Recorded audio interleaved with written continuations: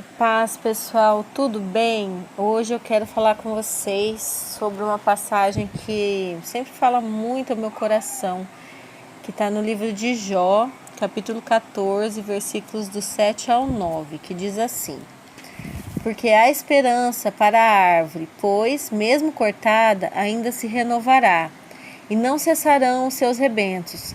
Se envelhecer na terra a sua raiz, e no chão morrer o seu tronco, ao cheiro das águas brotará, e dará ramos como a planta nova. Amém? Então essa passagem, ela fala sobre a esperança, né? Que mesmo que uma árvore tenha sido cortada, se ela pegar só o cheirinho das águas, né? Que as águas para mim representa Jesus, né? Ainda assim ela pode plantar uma planta nova, ela pode brotar. Porque a esperança, gente, é aquele ditado, né? A esperança é a última que morre, né? Quem está passando por qualquer tribulação na vida, no deserto no caso para restaurar casamento, ou algum outro problema, seja de ordem emocional ou física, alguma doença, a última coisa que se pode perder é a esperança. De tudo que a gente deve guardar no nosso coração, o que mais deve ter é esperança. Porque enquanto você tiver esperança, você vai ter renovo. Você pode se abater em algum momento, você pode se entristecer em algum momento. Você pode até pensar assim, será que seria melhor eu desistir, né? Ter esse pensamento, às vezes até passa na cabeça. Mas a esperança, ela não pode ser perdida. Se você perder a esperança, você perde tudo. Você perde tudo que você carregou até aqui. Tudo que você trouxe, tudo que você aprendeu no seu deserto, na sua luta. Porque a esperança, ela traz renovo, né? Ela traz um vinho novo. Ela faz com que aquilo que parecia que estava morto brote de novo, né? E é interessante essa passagem que ela está no livro, né? Que é um dos livros mais controversos da Bíblia, assim. Pelo menos para mim, né? Eu sempre tive um pouquinho de receio, antes até assim de me tornar uma leitora da palavra mais assídua, né? Porque eu sou evangélica há muitos anos, mas assim, ler mesmo a palavra, eu comecei, na minha conversão eu lia bastante, estava bem apaixonada, bem entregue, mas aí, né, o tempo foi passando, né? E o tempo, ele é muito inimigo da unção, ele é muito inimigo da paixão, né? Se a gente deixar, o tempo, ele nos consome. Ele consome o nosso amor, o nosso desejo, a nossa busca. E o que renova isso, o amor, o desejo, a busca, é a esperança. Então, a esperança, ela combate o tempo, né? Então, assim, no início da minha conversão, eu buscava bastante, lia muitos livros e tal, e aí o tempo foi passando, né? Aí eu entrei no deserto da restauração de casamento. E aí eu voltei a ler a palavra, li o livro Como Deus Pode Restaurar Seu Casamento, reli vários livros que eu tenho aqui em casa, que assim, eu sempre gostei muito de ler. Então eu reli vários livros e comecei a ter mais entendimento, renovar meu entendimento e ter novos entendimentos da palavra de Deus. E o livro de Jó sempre foi um livro assim que, meu Deus, né? Eu olhava e falava assim, ai Deus, não consigo entender. Por que o Senhor permitiu que Jó passasse por tudo isso? Me incomodava. Eu até entendi assim que Deus permitiu, mas que lá no final ele restituiu e foi em porção dobrada e tudo, né? E amém. Mas assim, sempre que eu me deparava com o livro de Jó, dava aquela pontinha assim no meu coração. Falava, ai meu Deus, né? Misericórdia, né? Tá amarrado. Aquele medo de passar por algo parecido. E na verdade, Deus tem falado comigo que todo mundo passa por um deserto na vida. Todo mundo tem algum momento em que vive algo parecido com o que Jó passou, né? Não é só pode ser que a pessoa ela não viva um deserto com relação à restauração de casamento, mas ela pode viver em outras áreas, em outras questões da vida.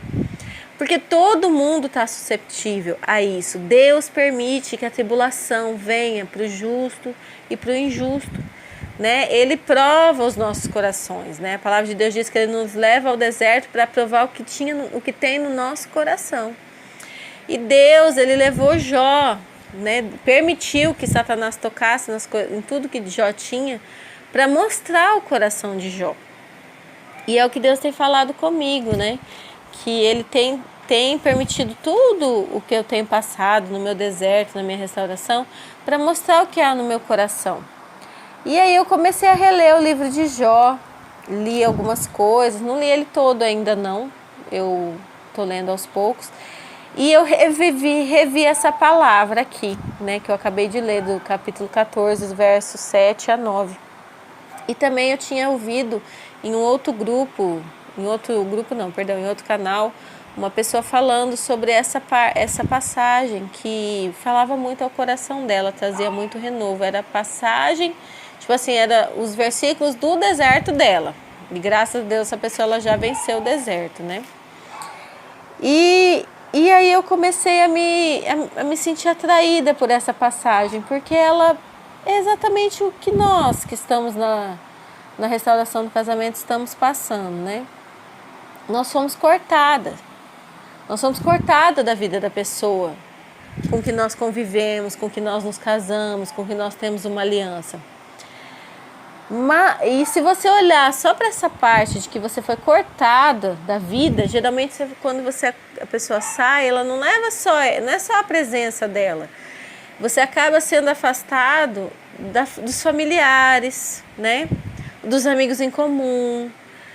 Né? É muito triste o deserto porque as pessoas se afastam. E você acaba se afastando também, até porque você quer se resguardar, você quer deixar ir, né? Você não quer ter notícias que vão te trazer desânimo, abatimento.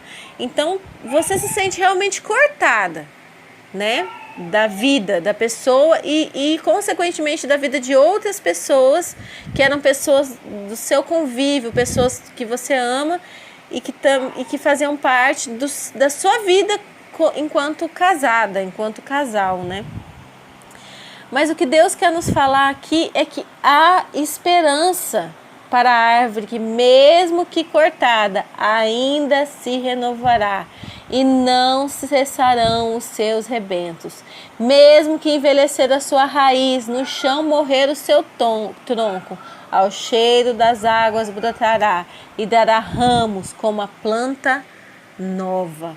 Então, ainda que o tempo venha, né? Quando fala envelhecer aqui, eu penso em tempo. Ainda que o tempo venha trazer abatimento, venha pensar, você começa a pensar, já tem tantos meses, já tem tantos anos, já aconteceu isso, já aconteceu aquilo. Né? Ainda que o tempo venha querer matar, né? Matar lá na raiz, como está falando aqui, fazer com que o tronco morra. Ainda assim, se você ficar perto do cheiro das águas, ainda assim vai brotar como uma planta nova. Então que essa palavra ela entre nos nossos corações nesse dia de hoje, né? Não sei quando você vai estar ouvindo, mas que essa palavra entre no seu coração. Há esperança. Não importa o que você esteja vivendo, há esperança. Não importa se veio uma notícia ruim, há esperança. Há esperança para a árvore que, ainda que cortada, se permanecer perto das águas. Quem é as águas? As águas são Jesus, né? Como aquela passagem que fala sobre a tamargueira no deserto e a árvore que fica perto do ribeiro e estende as suas raízes para o ribeiro. Quem é o ribeiro? Quem são as águas?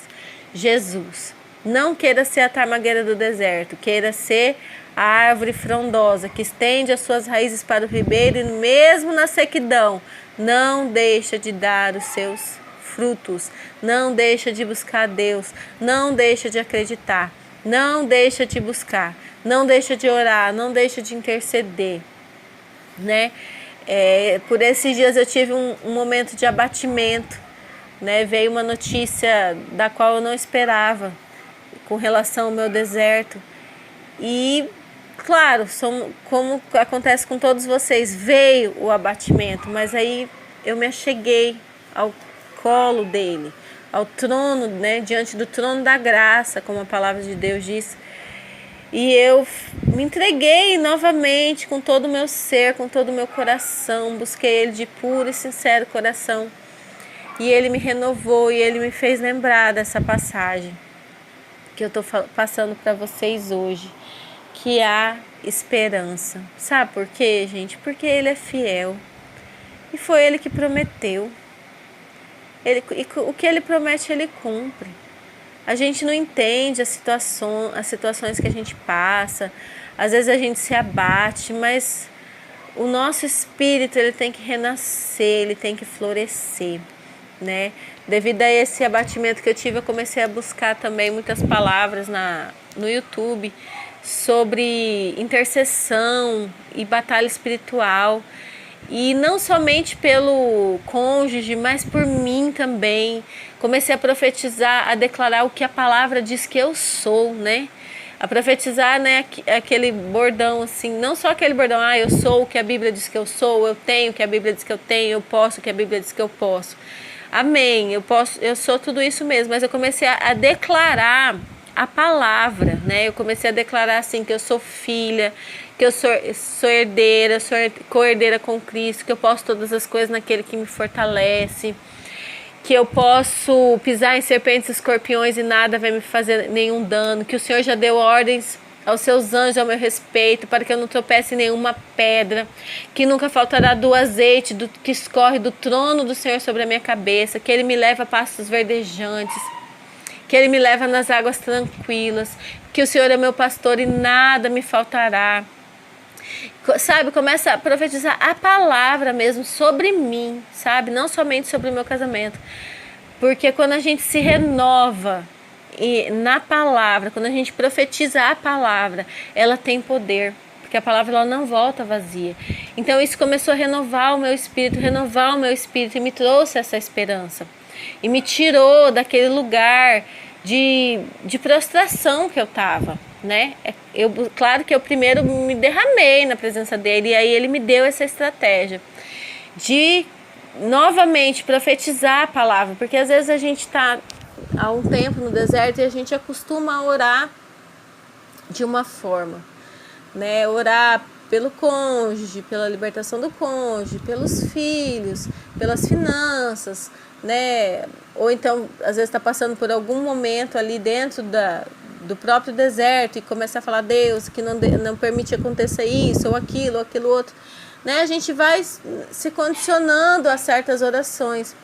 E Deus me mostrou que eu deveria declamar a palavra com relação a mim mesma, para que eu pudesse me fortalecer, me renovar, criar novas expectativas e nova esperança. E é isso que eu gostaria de passar para vocês hoje, que vocês renovem, que vocês tragam esperança ao coração. Amém? Em nome de Jesus.